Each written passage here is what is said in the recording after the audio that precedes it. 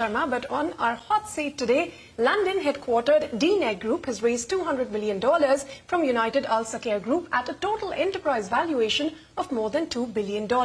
This fresh funding is going to help the company accelerate its strategy of innovation and diversification. What exactly do they mean by that? And how are they going to use this funding for growth ahead? We have with us Namit Malhotra, the chairman and CEO of DNEG Group, to answer those questions. Also with me is my colleague Arundhati. Namit, thanks very much for your time here. I can go on listing from Dune, Oppenheimer, Interstellar, Blade Runner, the Harry Potter series, Mission Impossible and whatnot. You've worked on many of these blockbusters for their VFX. You've won awards for several of them. Tell us a bit about your journey at DNEG and how business has fared. No, firstly, thank you for hosting me. And all I can say is that, we've had a tremendous journey over the last decade, since we acquired DNEG in 2014, just around the same time as I'm talking to you today. And, it's been one hell of a growth, opportunity where we've taken a London headquartered business and firstly globalized it. We went from about 700-800 artists in London to almost 10,000 across the world. And in this time, we won about 6 Oscars in the last 9 years, which is a feat that I don't believe any company in our industry or in the world has accomplished. So you can see I'm incredibly proud of the team and the work we've done. So yeah, it's been a great run. Hi, Namit. Arundhati here. Big laurels there, of course, for all the movies that you've worked on. But let's also talk about the fundraise. How does it help you continue your leadership in the VFX industry? How does it help you stay on top? Also, I believe there are plans of further diversification of the group's activities. If you could elaborate on these plans. Yeah, so I think our primary agenda, has been to fundamentally, after having built what I would call the largest platform in the visual effects and animation space in our industry in the world, the goal was to now figure out what we do next. And the idea was that we should be looking at really turbocharging the next phase of our growth by launching our, Prime Focus Studios platform, which is for content creation, and having our own technology platform, which is powered by AI called Brahma AI, that actually helps enable or push the innovation of technology and the use of technology, in a way that I guess, in time I'll be able to showcase to you all why it would be so unique and different to what everybody else has. Well, what sort of boost to business do you expect, Namit, from this Brahma technology you're talking about? You said you can't tell us much yet, but, are there already projects in the pipeline where you will be using this technology, whether it's movies, games, shows, if you could tell us anything?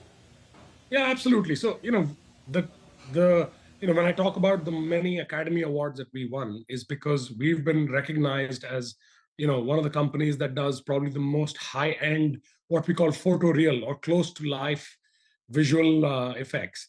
And that fundamentally is a big, component of how the technology and the technology tools that we have are used. With the use of AI, the goal is to be able to further that capability and turn it into a much more of a, turbocharged, platform and an accelerator where those tools can now be deployed to create higher quality photoreal imagery that, can not just be applied in movies, but also across a whole subsection of different industries or sectors.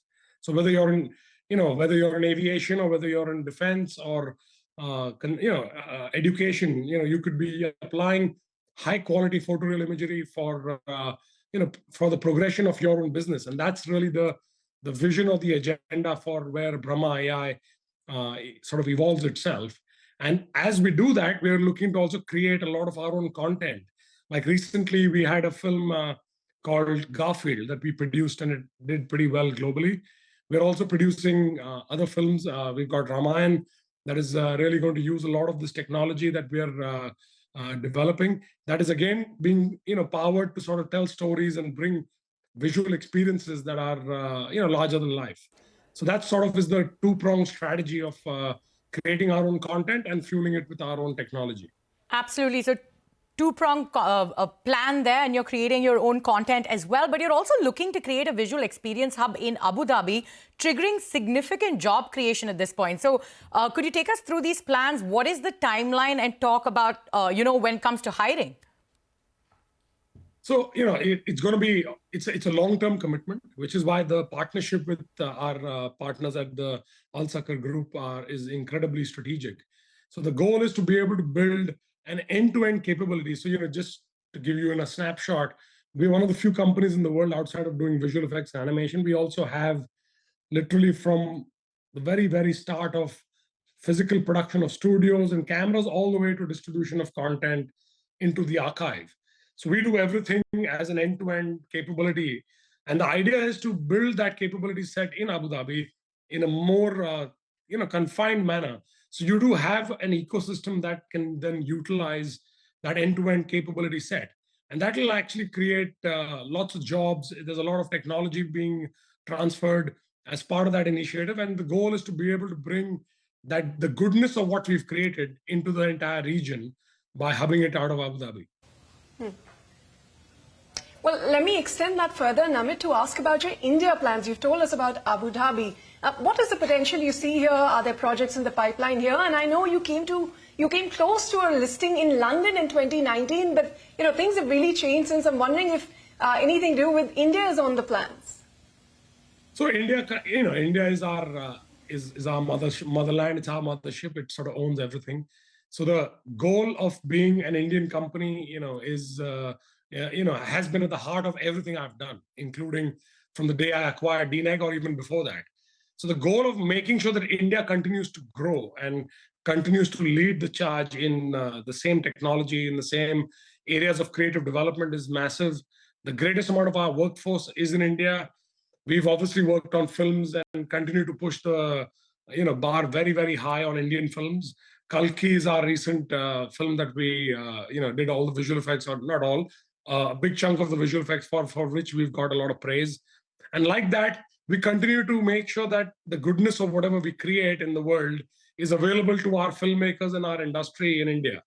And that is something that is incredibly close to my heart. And we are going to make sure that we bring the best of everything that we have and put it on a platter for our Indian filmmakers and the Indian market.